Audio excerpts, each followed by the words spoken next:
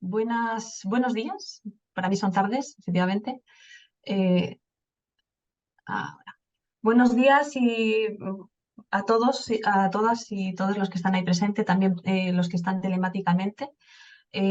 Muchas gracias pues por estar ahí, por escucharme y muchas gracias también por permitirme participar de estas jornadas, aunque sea de esta manera telemáticamente. Ojalá hubiera podido ser presencial. Bueno, confieso que cuando me pidieron el título, ¿no? de la presentación que les iba a traer, tuve muchas dudas sobre qué estudio presentar, ¿no? Así que finalmente decidí presentar varias cosas, varios estudios. Por eso el título es Variables implicadas en las actitudes hacia el aborto en la población chilena, ya que vamos a tratar diferentes variables que están implicadas en las actitudes, ¿no? No vamos a hablar solamente de las actitudes de variables que están relacionadas eh, con, con las personas que opinan, ¿no? Con las personas que tienen estas actitudes, sino que vamos a considerar otras variables que también están influyendo en, en el desarrollo de comportamientos estigmatizadores, violentos, ¿no? O discriminadores hacia la mujer que solicita la interrupción voluntaria del embarazo. Vamos a hablar, y en la muestra de la opinión, ¿no? También. Vamos a hablar de cómo influye la manera en la que preguntamos en las encuestas por la opinión acerca del aborto y también de las características que están relacionadas con la mujer que solicita la interrupción voluntaria del embarazo, aunque estas características no tengan nada que ver con la solicitud, ¿no? que realiza para interrumpir el embarazo. Bueno, en primer lugar, por contextualizar, la estigmatización del aborto desde la teoría del triángulo de la violencia de Johan Galtung, pues eh, podemos entenderla como la desmiga, ¿no? En tres formas de violencia diferentes. Primero estaría la violencia directa, que es la punta del iceberg, que es la que vemos, la que podemos visualizar claramente, desde conductas discriminadoras hasta quizás los abortos clandestinos también, ¿no? Como forma de violencia directa. Pero esta violencia directa también se encuentra apoyada o mantenida por una violencia estructural y una violencia cultural, ¿no? Los discursos políticos, gubernamentales, médicos, ¿no? A nivel local, a nivel interpersonal, que legitiman esa violencia de alguna manera, son formas de violencia muy importantes que también se han tratado en estas jornadas y que mantienen esa violencia directa hacia el aborto, ¿no? Bueno, teniendo esto claro, lo que nosotros nos preguntamos es, bueno, y aquellas personas que acaban desarrollando conductas violentas hacia las personas que interrumpen voluntaria o que solicitan o intentan interrumpir voluntariamente su embarazo, ¿no? ¿Cómo son, no? ¿Cuáles son las características que les lleva a desarrollar esa conducta violenta? Y bueno, lo que nos dice la teoría de la identificación social de Tafel y la teoría de la categorización dentro de Turner, lo más importante, digamos, para determinar el comportamiento, la conducta, en estos casos, es la identidad grupal. Y no cualquier tipo de identidad grupal, sino nos referimos a los grupos de referencia, los grupos que escogen, a los que las personas deciden participar, como los grupos que escogen como un ideal, ¿no? de sí mismos. Estos son psicológicamente muy significativos, ¿no? para el desarrollo del comportamiento, de manera que se vuelven como una guía valórica, moral, de cómo deben comportarse ellos en el día a día, ¿no? Me imagino que no descubro nada nuevo a nadie, ¿no? Cuando hablo de que serán los grupos religiosos y la identificación política de derechas la que tenga ese poder sobre el desarrollo de actitudes estigmatizantes y comportamientos violentos que pueden venir detrás de estas actitudes negativas hacia el aborto. Entonces, bueno, claro, esto es un problema como psicóloga. Mi tarea es siempre, siempre, en este caso, ¿no? En esta temática, trabajar por modificar esos comportamientos, esas actitudes que pueden eh, ser la antesala de unas conductas violentas hacia las mujeres. Eh, yo no puedo trabajar eh, eh, sobre la identificación grupal de las personas, ¿no? La libertad de credo, la libertad de identificación es un derecho, ¿no?, que tiene cada persona. Entonces, nos dimos de la tarea de, pues, de pensar en qué variables sí podíamos trabajar asumiendo que partimos de esta realidad, ¿no? Bueno, así nos planteamos como primer objetivo o desafío, ¿no?, es identificar variables que son susceptibles de ser intervenidas y que medien la relación entre la identificación con grupos de referencia que son conservadores y las actitudes que son estigmatizantes hacia el aborto. Bueno, nos dimos a la tarea de revisar la literatura científica y encontramos cuatro posibles candidatas, ¿no?, para ayudarnos a explicar, no, para ayudarnos a trabajar en este proceso de construir, aportar para la construcción de programas de intervención que sí ayuden a modificar las actitudes hacia el aborto, ¿no? Estas variables fueron las actitudes de género, y la doble moral sexual, ¿no?, que nos habla de la evaluación diferenciada de una misma conducta eh, sexual cuando es realizada por un hombre o por una mujer, la dominación social y luego, bueno, la dominación social que se refiere al acuerdo con una visión jerárquica de los grupos sociales, donde algunos tienen más derechos y oportunidades sobre otros, ¿no?, por el simple hecho de ser, de existir. Y luego las creencias sobre salud y aborto, que aquí nos referimos a las creencias, a los mitos erróneos, ¿no?, sobre salud y aborto. Y bueno, solamente pues por dejar constancia del trabajo realizado, claro, llegados a este punto, ¿no?, plantear estas cuatro variables, en el uso de estas variables en los estudios, tuvimos la primera dificultad en que muchas de estas medidas no estaban adaptadas, no estaban adaptadas para la realidad sociocultural y temporal de Chile, ¿no? Entonces, excepto en el caso de dominación social, tuvimos que trabajar el desarrollo o la adaptación de medidas o creación de nuevas, ¿no? Concretamente, les muestro las publicaciones donde mostramos la adaptación y estudio de propiedades psicométricas de las actitudes de género, de doble moral sexual. También un artículo en el que trabajamos en la adaptación del instrumento, de un instrumento mexicano sobre actitudes hacia el aborto que no funcionó y que nos llevó a la gran tarea, ¿no?, de crear de cero un instrumento para medir actitudes hacia el aborto, ¿no? Lo que nos llevó mucho trabajo y bueno, mucha gente en la que está presentando hoy pues ha participado como juez experto y en varios momentos, ¿no?, de este trabajo. Bueno, una vez ya realizamos todo este trabajo, pudimos tomar una muestra para tratar de vislumbrar si la primera de estas variables, que era las actitudes de género, tenían un papel mediador en esta relación, ¿no? Con una muestra de 1.223 participantes, que estaba balanceada en base a cuatro variables sociodemográficas: la mitad eran hombres, la mitad mujeres, la mitad tenían entre 18 y 30 años, la otra mitad a partir de 31. También estaban distribuidos de acuerdo a la densidad poblacional del país, ¿no? El 15% era de zona norte, el 60% de la zona centro y el 25% de la zona sur. Y luego también estaban balanceados según la clase social, ¿vale? 33% de nivel bajo, 33% medio y 33% alto, ¿no? Y mediante un modelamiento de ecuaciones estructurales que bien nos puede, o sea, podemos a través de esta metodología hablar de una causalidad probabilística, pues comprobamos que efectivamente las actitudes de género tienen un papel mediador. Si ustedes ven en la pantalla, pues lo que básicamente se está indicando aquí es que tanto la religión como la identificación política de derechas como las actitudes de género tienen una influencia directa sobre las actitudes del aborto, mientras que los valores de conservación no tienen una relación directa, eh, aunque sí tienen una relación indirecta a través de la religión, la identificación de derechas y las actitudes de género, ¿no? Pero además vemos que las tres variables importantes aquí señaladas, la religión, los valores y la identificación de derechas, tienen esa relación indirecta, ¿no? lo que nos confirma que efectivamente la educación en equidad de género nos puede ayudar a reducir esas actitudes hacia el aborto, ¿no?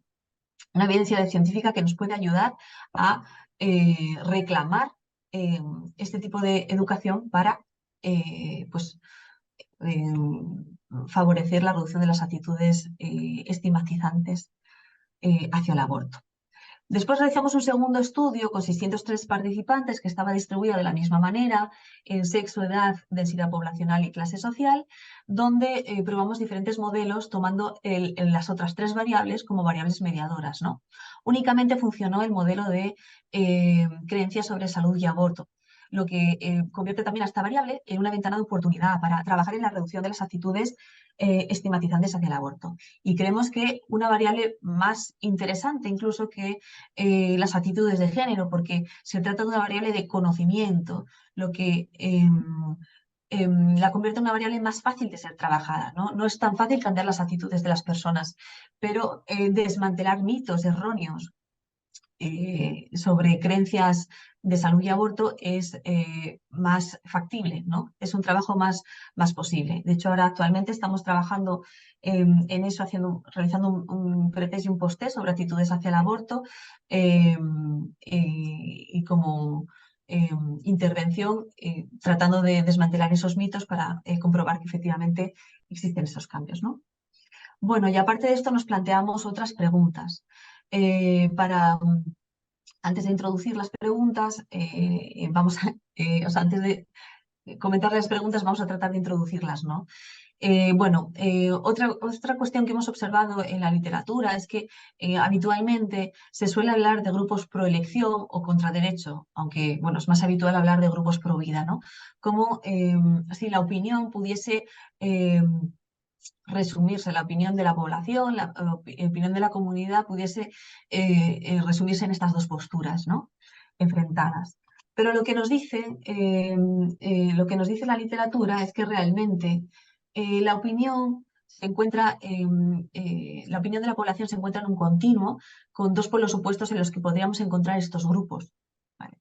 ¿Qué es lo que nos quiere decir esto? Que existe una mayoría que es situacionista, una mayoría de personas cuya opinión va a depender de muchas variables, va a depender de situaciones. Pueden estar de acuerdo en unas circunstancias, pero no en otras, ¿no? Y esta mayoría situacionista, pues, no está habitualmente contemplada o recogida en los cuestionarios, ¿no? ¿Cuáles son esas variables que pueden modificar la opinión?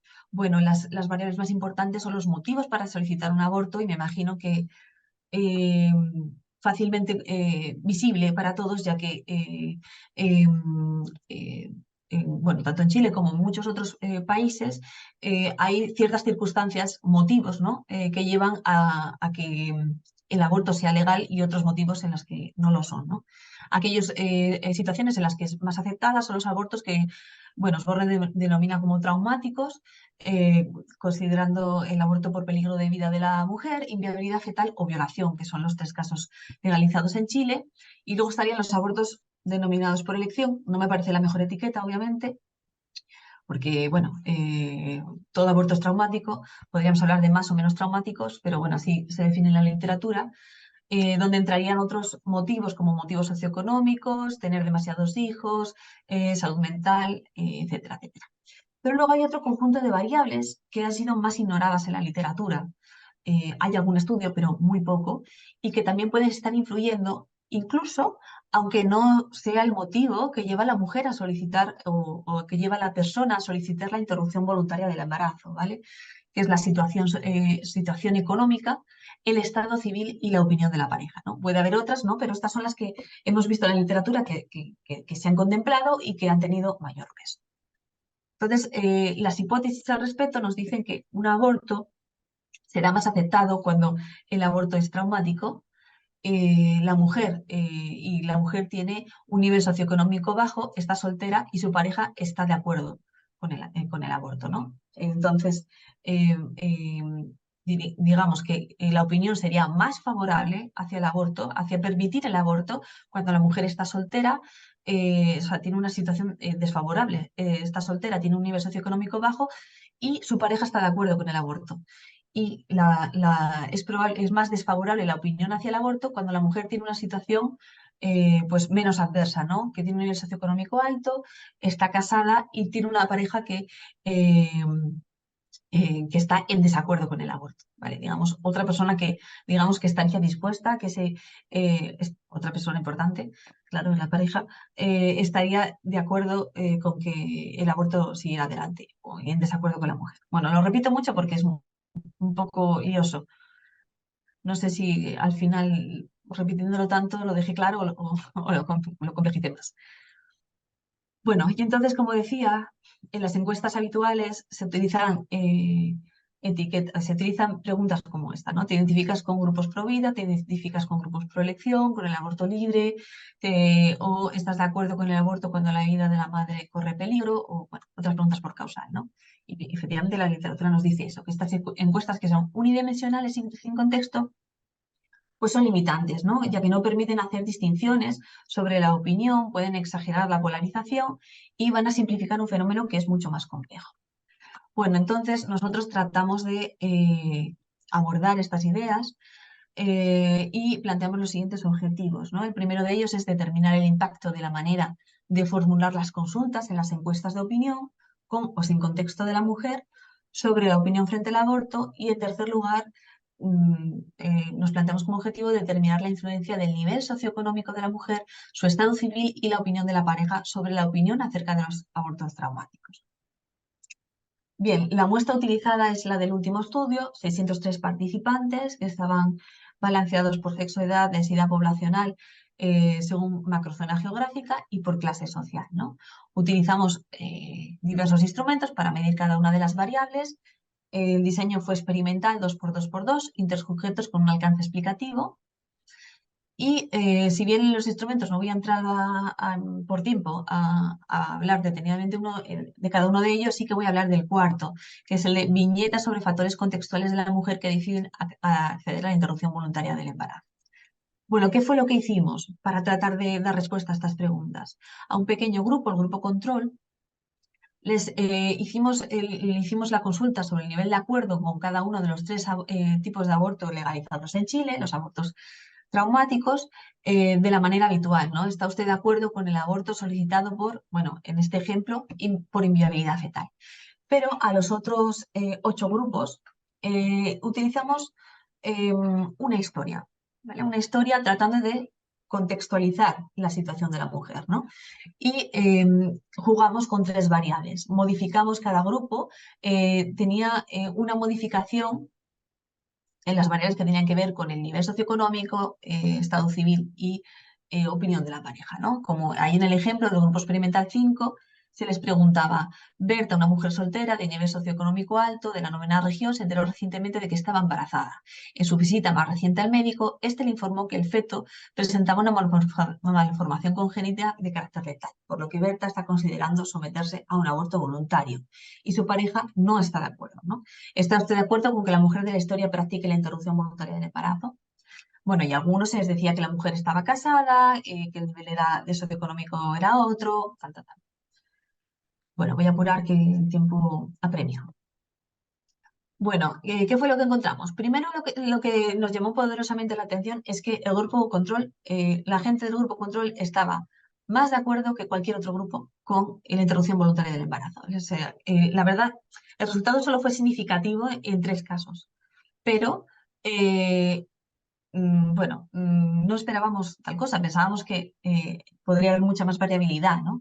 Porque lo que esperamos es que la circunstancia se modifique bien a una opinión más benévola cuando la situación de la mujer es adversa y su pareja está de acuerdo con el aborto, y a una opinión más restrictiva cuando la situación de la mujer es menos adversa y tiene una pareja que está en contra, ¿no? Eh, pero bueno, como os digo, parece que el grupo control siempre puntúa más alto. Tratando de dar una respuesta más definitiva a esta pregunta, hicimos una comparación, ¿no?, del nivel de acuerdo con el aborto entre situaciones más desfavorables y menos desfavorables para la aceptación del aborto, así como el tema de la opinión de la opinión de la pareja y el resto de las condiciones experimentales, ¿no? Lo que encontramos es que el promedio de aceptación de la IVE, generado por la combinación soltera a nivel socioeconómico bajo y con acuerdo de la pareja, no difirió significativamente del promedio producido por el conjunto de las otras 7 combinaciones. Pero en cambio, la combinación casada a nivel socioeconómico alto y sin acuerdo de la pareja sí difirió, ¿no? De manera que el nivel de acuerdo era peor, ¿no? Así que estábamos dispuestos a modificar nuestra opinión hacia una opinión más severa cuando las condiciones eran favorables y la pareja estaba en desacuerdo. O sea, cuando las condiciones de vida eran mejores, ¿no? De la mujer. Pero en cambio, nuestra opinión no se volvía menos adversa cuando la mujer se encontraba en una situación precaria y había una pareja que estaba de acuerdo con el proceso. Bien, además de esto, analizamos trato de acabar lo más rápido posible, un ANOVA intersujetos por cada uno de los 3 causales para ver qué variables de estas eran las más importantes en la explicación de las actitudes de la opinión frente al aborto, ¿no? Incluimos también una variable que era perfiles ideológicos, que fue la que más explicó en todos los casos, ¿no? Pero también vimos que a pesar de que se mantenía en los análisis esta variable, también se mantenían variables que estaban relacionadas con las características de la mujer. La más importante de estas fue el acuerdo de la pareja, de manera que tenía un efecto principal para el causal 1 y el causal 2, de manera que la opinión difería, o sea, la opinión se volvía más restrictiva frente al aborto cuando había una pareja que estaba en desacuerdo con el aborto, ¿no? Bueno, esto lo vimos, también vimos interacciones para el causal 2 y el causal 3, que no voy a entrar por falta de tiempo. Y bueno, conclusiones, la educación en equidad de género y la educación para el desmantelamiento de mitos erróneos sobre salud y aborto son una oportunidad para reducir las actitudes estigmatizantes hacia el aborto. Y las encuestas que utilizan preguntas sobre el nivel de acuerdo con la IVE sin contextualizar la situación de las personas que abortan no reflejan íntegramente cuál es la opinión. Por otro lado, las personas no presentan una opinión más benévola frente a la IVE cuando la mujer se encuentra en circunstancias precarias, pero en cambio presentan positiva cuando sus circunstancias son menos adversas y la pareja se encuentra en desacuerdo. A pesar de ello, a pesar de que el perfil ideológico, por último, a pesar de que el perfil ideológico muestra un gran peso en la explicación de la opinión frente al aborto, las variables contextuales de la mujer mantienen su influencia, ¿no? Siendo la opinión de la pareja la variable de mayor peso en las estudiadas. Bueno, esto sería. Muchas gracias por su atención y les dejo ahí un código QR que les llegará a un monográfico que acabamos de publicar en el que han participado también muchos de los ponentes de estos días sobre victimización en salud sexual y reproductiva. Nada más.